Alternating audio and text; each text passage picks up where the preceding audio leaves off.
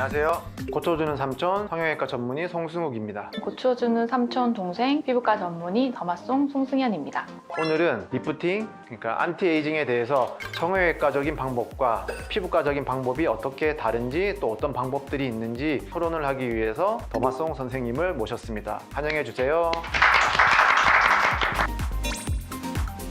리프팅은 말 그대로 이제 당긴다, 들어 올린다는 뜻인데요. 비침습적, 비수술적인 방법에는 간단하게 실 리프팅 같은 것들이 있습니다. 실에 이렇게 가시돌기 같이 코가 달려 있어서 머리 안쪽이나 귀 뒤쪽에서 이렇게 넣어서 피부를 당겨주는 그런 실 리프팅이 있고요. 전형적인 방법으로는 머리 안쪽에서 귀 앞쪽으로 해서 구렛나루를 따라서 귀 뒤쪽으로 해서 목 뒤로 해서 이렇게 절개를 해서 피부 박리를 하고, 그 다음에 스마스층이라는 근막층을 박리를 해서 그 일부를 당겨주고 남는 부위는 자르고, 남는 피부도 잘라서 이제 절개한 부위를 봉합을 해주고, 볼륨이 없는 부위에는 지방 이식이나 필러를 통해서 볼륨을 채워주고, 또 볼륨이 좀 많은 부위에는 지방 흡입을 통해서 또 조금 빼주는 그런 방법들이 있습니다.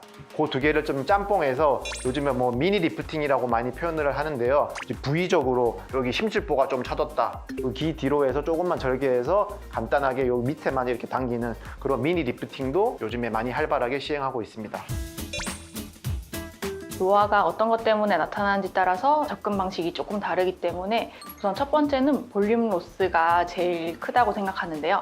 특히 이런 중안면 부위에 뼈라든지 지방층이 이제 점점 흡수가 되고 작아지기 때문에 그 부분들이 이제 피부를 더 이상 지지해주지 못하기 때문에 피부가 이렇게 처져서 내려오는 게 있고요. 꺼진 볼륨을 채워주는 지방 이식이라든지 필러라든지 아니면 스컬트라라고 해서 본인 콜라겐을 재생해주는 그런 물질을 주사하는 방법으로 사라진 볼륨을 채워주는 방법이 있고요. 중력에 의해서 표면 쪽의 지방층은 그게 사라지지 않고 이렇게 내려오면서 처지게 되는데요. 지방을 태워서 없애주는 레이저, 인모드 같은 것도 될 거고, 아니면 지방층을 조금 크기를 줄여줘서 압축시켜주는 초음파 계통인 울세라나 슈링크 이런 걸로 그런 볼륨을 줄여주는 치료를 해볼 수가 있습니다.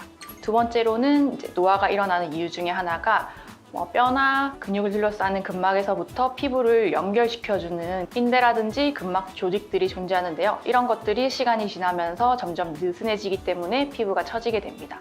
초음파를 이제 깊은 층에 쏴줘서 그 근막층을 수축시키도록 하는 울세라나 아까 얘기했던 슈링크를 그렇게 이용할 수도 있고요. 좀 더 얕은 층에 있는 조직들은 고주파를 이용해서 조금 조여줄 수 있게 써마지를 하기도 합니다. 그리고 이제 이 세 번째 부분은 아마 성형외과에서는 취급하지 않는다고 해야 될까요? 아예 완전 피부층에 대한 설명이기 때문에 노화되면서 우리가 표피층도 두께가 감소하고 진피층도 콜라겐이 감소하고 또 엘라스틴이 변성되기 때문에 전체적으로 피부가 얇아지면서 이렇게 탄력이 없어 보이고 자글자글하게 주름이 지게 되는데요. 프락셔널 레이저를 사용한다든지 화학적인 필링을 하거나 또 다른 에너지 기반으로는 고주파를 이용해서 써마지를 하거나 튠페이스를 하거나 이렇게 해서 콜라겐을 좀 더 만들어주고 피부층을 좀 두껍게 해주는 치료를 하고 있습니다. 피부과는 장비를 이용해서 변형이 일어난 처져 있는, 느슨하게 되어 있는 그런 조직들을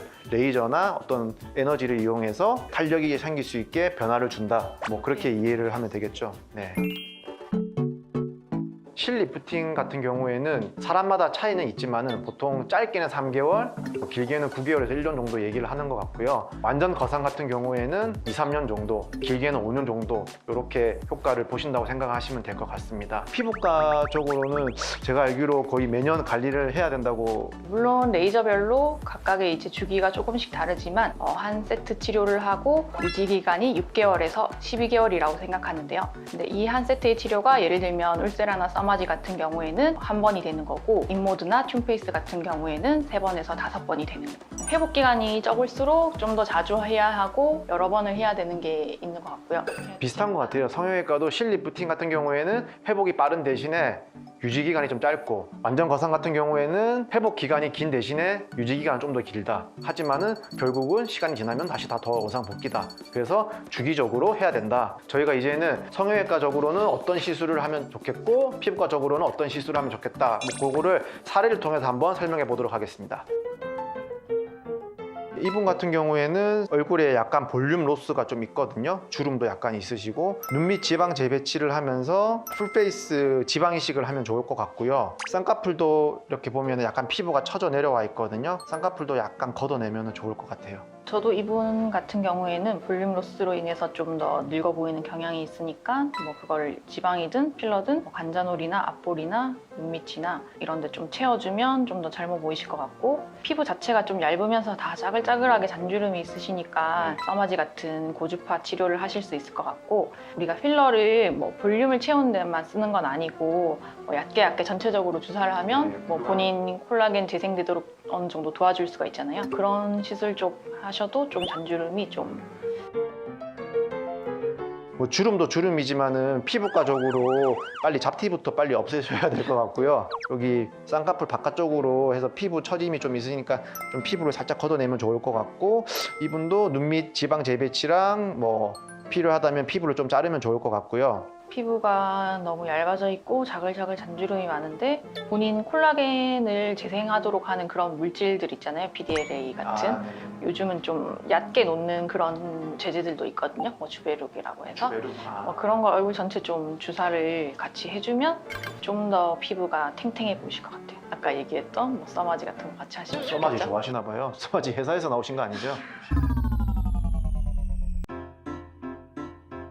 이 케이스 같은 경우에는 눈밑이 너무 불룩하고 팔자주름도 깊고 그다음에 앞볼도 약간 처져 있거든요. 하안검 수술을 하면서 눈밑 지방 재배치를 해주시고 앞볼이나 팔자에 뭐 지방 이식이나 뭐 필러 같은 거 해주시면 좋을 것 같고, 이마부에 주름이 깊게 있거든요. 잔주름 필러 그런 거 해주시면 좋을 것 같아요.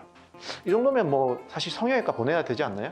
뭐 이런 분들이 수술하기 싫다고 그냥 이렇게 눈물고랑 이런 데 이제 필러 넣으면 되지 않냐고 하실 수 있는데, 사실 그러면 그냥 전체적으로 볼록해지니까 오히려 더 보기 싫을 것 같고, 결국 이 눈 밑의 지방을 제거하는 거는 성형외과 가시는 게 제일 좋을 것 같고, 만약 그래도 너무 수술하기 싫다 이제 이러면 뭐 아이 울세라 같은 거를 해보실 수는 있을 것 같아요. 근데 만족도가 막 성형외과 가서 하시는 것만큼 좋을 것 같진 않아요.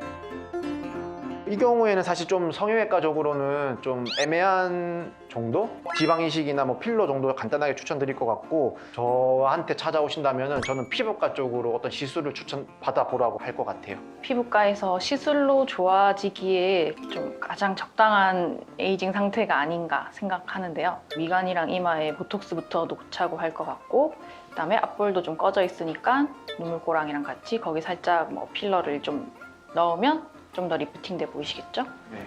그리고 팔자 주름도 살짝 필러를 조금 넣으면 좋을 것 같고, 뭐 이제 불독살이 심하진 않은데 약간 이제 처지기 시작하는 단계, 울세라든 슈링크든 이런 초음파를 해주면 좀 더 갸름하게, 좀 더 덜 처지게 계속 유지를 하실 수 있을 것 같거든요. 정리를 하자면은 너무 처짐이 심하다. 그러니까 나이로 따졌을 때 사실 50대 후반에서 60이 넘어갔을 때는 조금 수술적인 방법이 필요한 것 같고요. 뭐 30대 후반에서 40대 초반, 50대 전에는 그래도 좀 비수술적인 방법으로 이렇게 안티 에이징을 해볼 수 있을 것 같다는 생각이 드는데 어떻게 생각하세요?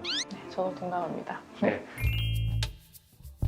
30대 정도, 40대 뭐 정도에서 처짐이 별로 심하지 않은 경우에는 간단하게 실리프팅이나 뭐 지방 흡입, 지방 이식 같은 걸 통해서 얼굴에 안티에이징을 좀 도울 수 있을 것 같고, 50대에서 60대 넘어가면은 간단하게는 뭐 미니 거상이라고 해서 조금 잘라서 이렇게 수술하는 방법, 심하신 경우에는 스마트층까지 들어서 완전 거상을 하는 게 정답이 아닌가 그런 생각이 듭니다. 20대 후반이나 30대 초반, 이제 노화가 심하진 않으니까 주름 보톡스 같은 거를 간간히 맞아서 패이는 주름 생기는 거 방지하는 치료하시면 좋을 것 같고, 나이가 많으면 이제 슈링크로는 사실 부족하기 때문에 울세라를 하더라도 30대 같은 경우에는 뭐 한 300샷, 뭐 60대 같은 경우에는 600샷 이상.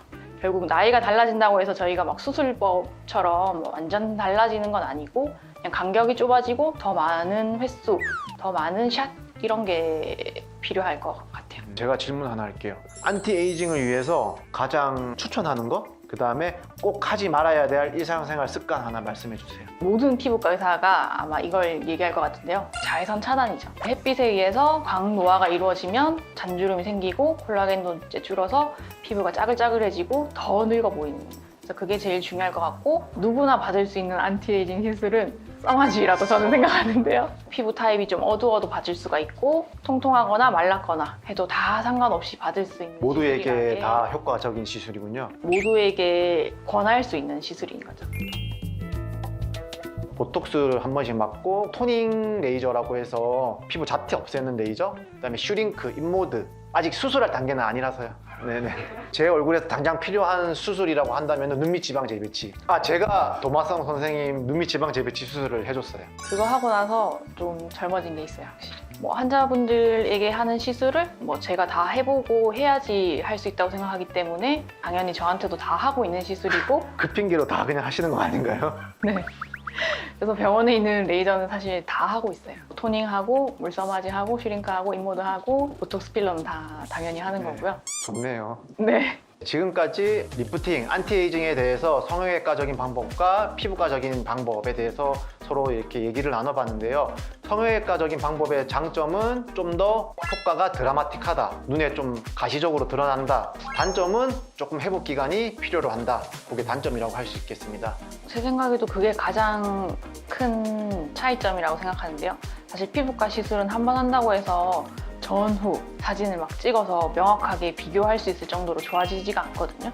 대신 회복 기간이 거의 필요 없는 시술이 대부분이니까 조금씩 아주 자연스럽게 좋아지고 싶다면 이제 피부과 시술 쪽으로 하시면 좋을 것 같고, 전후가 명확하게 좋아지고 싶다 이러면 수술이나 공격적인 이제 시술을 하시는 게 좋을 것 같습니다.